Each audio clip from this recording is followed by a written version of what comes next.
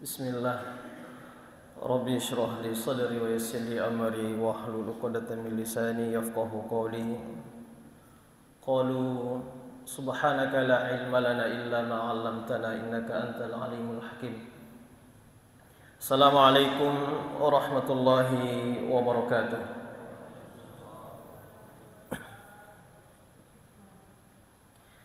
Alhamdulillah. Alhamdulillahi Rabbil Alamin Al-Karimir Rahman Allamal Quran. Asyhadu an la ilaha illallah wa asyhadu anna Muhammadan abduhu wa rasuluh. Allahumma salli wa sallim wa barik ala Sayyidina Muhammadin wa ala alihi wa ashabihi wa man tabi'ahum bi ihsanin ila yaumiddin. Alhamdulillah, bapak-bapak, ibu-ibu, jamaah subuh yang insyaallah senantiasa dalam lindungan dan rahmat Allah Subhanahu wa taala.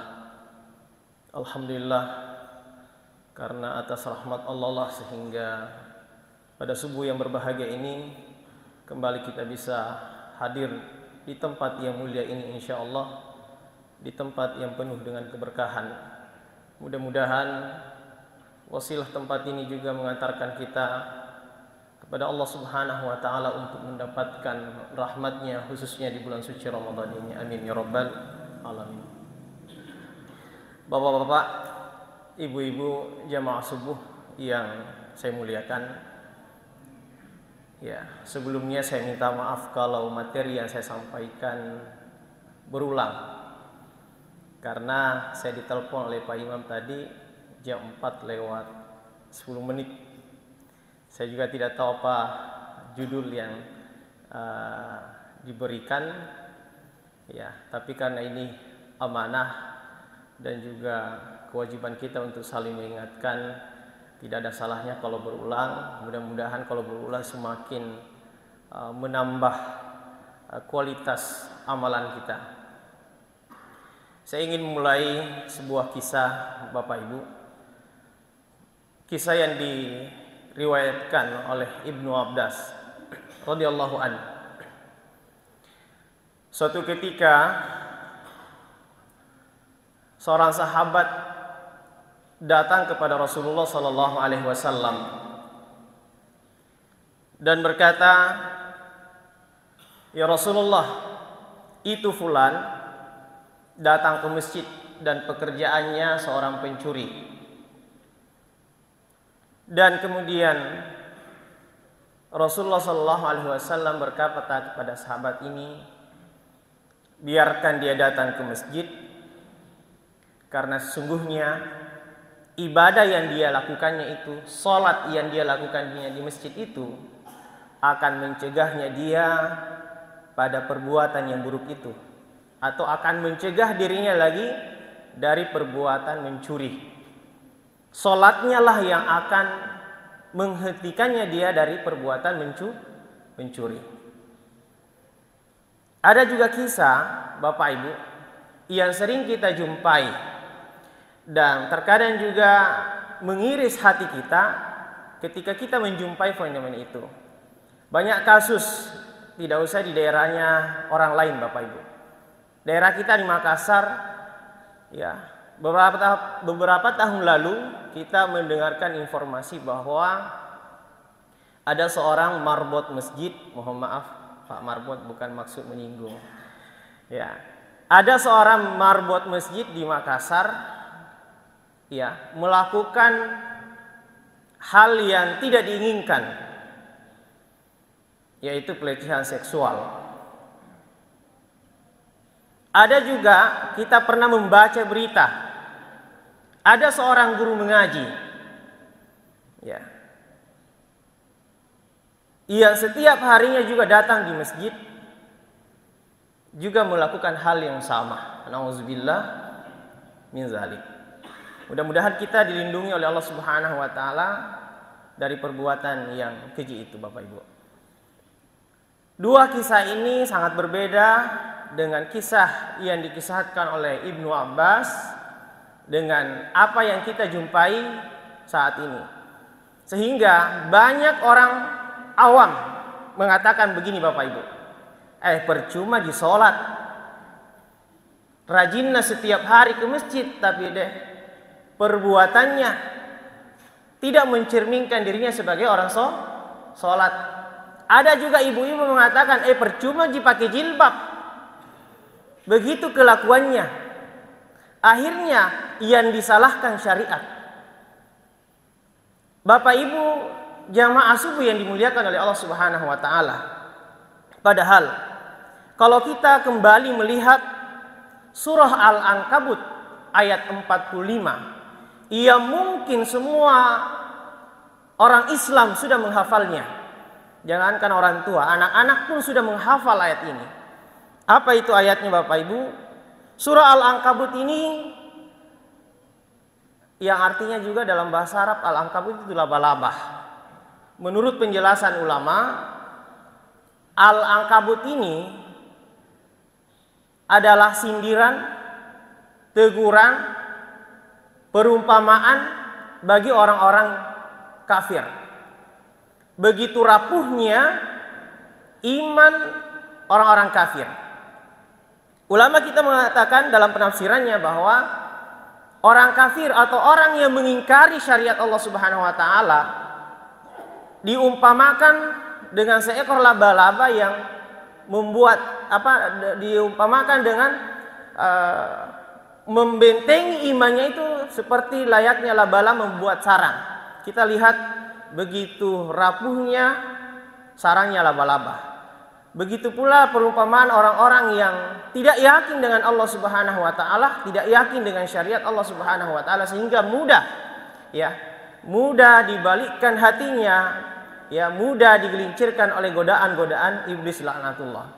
Kita lihat Bapak Ibu, surah Al-Ankabut ini Allah Subhanahu wa taala berfirman, A'udzubillahi minasyaitonirrajim. Utlu ma uhiya ilaika minal kitab wa aqimis shalah innas salata tanha 'anil fahsya'i wal munkar. Allah Subhanahu wa taala berfirman, bacalah apa yang telah diwahyukan kepadamu wahai Muhammad, yaitu Alkitab.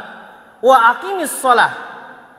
Menurut ulama di sini wanya ini sama dengan mengikuti perintah sebelumnya, perintah wa aqimis shalah, dirikanlah salat.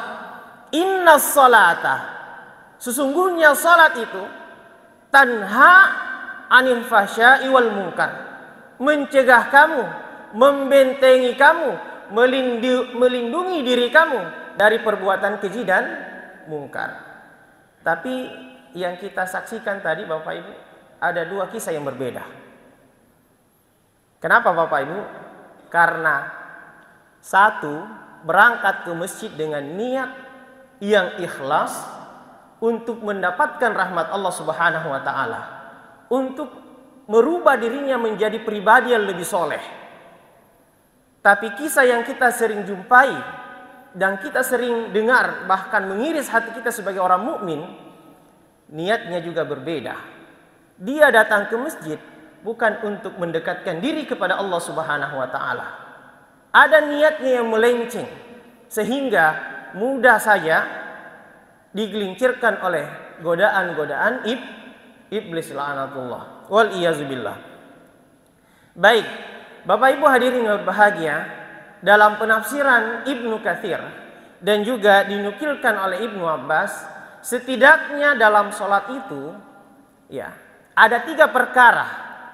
Ketiga perkara ini harus terpenuhi tiga-tiganya, sehingga itulah sholat yang mengantarkan kita untuk menjauhi perbuatan keji dan mungkar. Ketiga perkara ini harus hadir dalam sholat kita, sehingga sholat kita mampu mencegah kita dari perbuatan keji dan mungkar. Kata Ibnu Abbas radhiyallahu an, yang pertama Bapak Ibu adalah ikhlas. Orang yang ikhlas ibadahnya karena Allah, nawaitunya karena Allah, dia tidak akan pernah tidak mudah digelincirkan oleh tipuan-tipuan yang sifatnya duniawi, baik itu materi ataupun godaan-godaan yang lainnya. Karena ya banyak kita baca di media Bapak Ibu, ya. Biasa terkadang itu tadi, orang yang sering datang ke masjid diuji oleh Allah dengan materi. Biasa juga penjaga masjid yang membongkar kotak amal. Ya mohon maaf, bukan maksud menyinggung, tapi mari kita menjadikan bahan introspeksi Bapak Ibu ayat ini. Ikhlas. Iblis pernah berjanji Bapak Ibu, ketika dilaknat oleh Allah, apa permintaannya iblis? Ya Allah, aku rela, aku ridho dilaknat sampai hari kiamat. Tapi ada satu permintaanku, saya akan mendatangi semua hamba-hambamu. Saya akan menggelincirkan hamba-hambamu. Saya akan mendatangi mereka dari arah depannya, dari arah belakangnya, dari arah kirinya dan arah kanannya. Apa kata Allah? Apakah Allah melarang? Jangan ya iblis. Tapi Allah Subhanahu wa taala mengatakan, iblis silahkan. Silahkan datangi hamba-hambaku, baik dari arah depannya maupun belakangnya, kiri kanannya. Tapi ingat, kamu tidak akan mampu menggelincirkan hamba-hambaku yang ikhlas. Itu kunci pertama menurut Imam Ibnu Katsir dan Ibnu Abbas, bahwa salah satu kunci supaya kita bisa selamat dari ibadah yang kita lakukan Bapak Ibu adalah ikhlas karena Allah Subhanahu wa taala. Semua ya, bentuk peribadatan kita ikhlas karena Allah. Olehnya itu Imam Ibnu Katsir mengatakan bahwa ikhlas itu Bapak Ibu mendorong kita untuk melakukan kebaikan. Jadi sifat ikhlas yang ada dalam hati kita itu mendorong seseorang untuk terus melakukan perbuatan-perbuatan baik atau amal soleh. Kemudian yang kedua, perkara yang harus hadir dalam sholat kita sehingga ia mampu mencegah kita dari perbuatan keji dan mungkar adalah khusyuk. Sholat kita harus khusyuk, sehingga kalau kita sholat tak jalan, maksiat tak juga jalan, berarti harus muhasabah diri. Jangan-jangan sholat kita belum khusyuk. Ya, sholat kita belum khusyuk.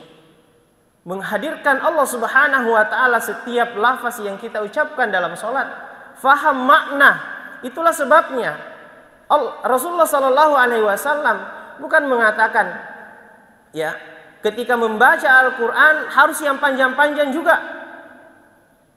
Tapi Rasulullah Sallallahu Alaihi Wasallam memerintahkan kepada kita, bacalah olehmu Al-Quran yang lebih mudah dan yang engkau fahami. Sehingga ketika sholat betul-betul kita merasa berada dalam pengawasan Allah Subhanahu Wa Taala. Kita mengerti setiap ayat yang kita baca, setiap doa yang kita baca, sehingga mengantarkan kita kepada kekhusyuan. Paling tidak Bapak Ibu sekalian, kita sudah mampu mengetahui maknanya dari surah Al-Fatihah. Begitu pula doa-doa yang kita baca setiap gerakan sholat.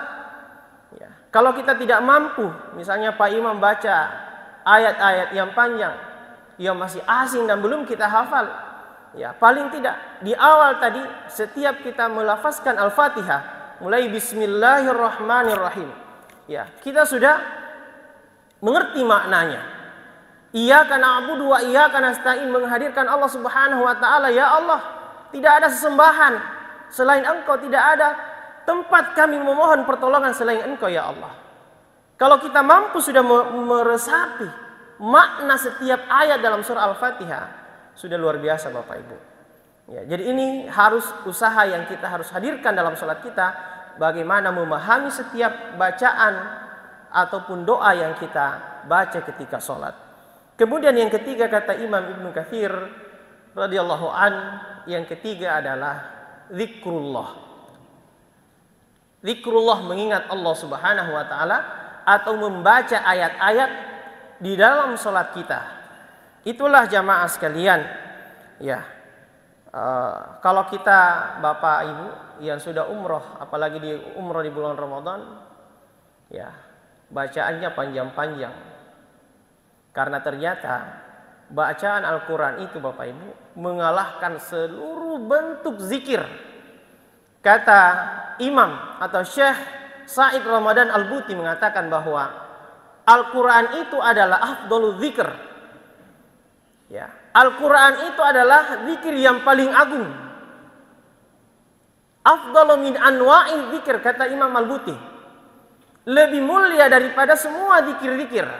Afdalu minal istighfar.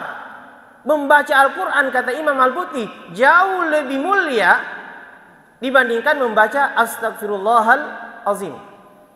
Kalau kita membaca Astaghfirullahal Azim 100 kali dalam sehari, masih bisa berputus-putus perhatian kita. Bisa kita sambil mengajarkan Astagfirullah, bisa juga melihat yang lainnya. Tapi kalau kita membaca Al-Quran Bapak Ibu, adakah kita membaca Al-Quran sambil memikirkan yang lain kecuali fokus pada bacaan kita, sehingga perhatian kita, fokus kita tidak pada yang lainnya.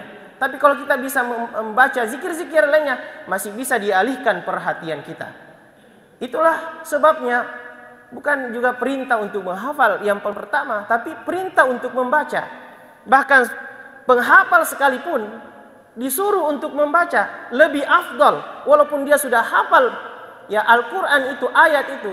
Ulama banyak menyarankan tetap membaca, tetap melihat Al-Quran, karena konsentrasi kita ketika melihat Al-Quran langsung dengan mengandalkan hafalan kita masih bisa dipengaruhi dengan apa yang ada di sekitar kita. Tetapi kalau fokus kita membaca Al-Quran, mata kita terfokus pada Al-Quran, bisa tetap kita terjaga perhatian kita dari lingkungan kita atau di sekitar kita. Itu zikir, ya, zikrullah. Bahkan Imam Al-Bahaqi mengatakan bahwa zikrullah ini ketika kita mengingat Allah, maka ingatan Allah kepada kita jauh lebih besar dibandingkan ingatan seorang hamba. Artinya peluangnya kita untuk mendapatkan rahmatnya Allah, kasih sayangnya Allah jauh lebih besar ya ketika kita banyak berzikir. Jadi ini Bapak Ibu, dan inilah juga amalan yang sangat dianjurkan saya rasa di bulan suci Ramadan. Ketika kita melihat ya sejarah para salafus saleh terdahulu, mereka bukan hanya menghatamkan Al-Quran di bulan Ramadan hanya sekali.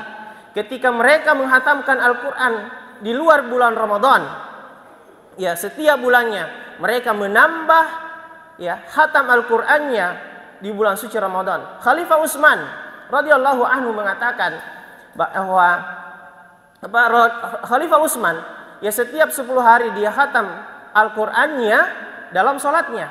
Bahkan masyhur setiap penceramah kita mungkin pernah mengisahkan Imam Syafi'i bagaimana khatam Al-Qur'annya di bulan suci Ramadan. Setiap 12 jam beliau khatam. Ya, jadi dalam satu hari dia khatam Al-Quran 2 kali. Inilah kebiasaan oleh ulama-ulama terdahulu ketika datang bulan suci Ramadan. Mereka memfokuskan ya waktunya untuk membaca Al-Quran. Ya mereka, apalagi sekarang kita Bapak Ibu, tantangannya luar biasa, HP.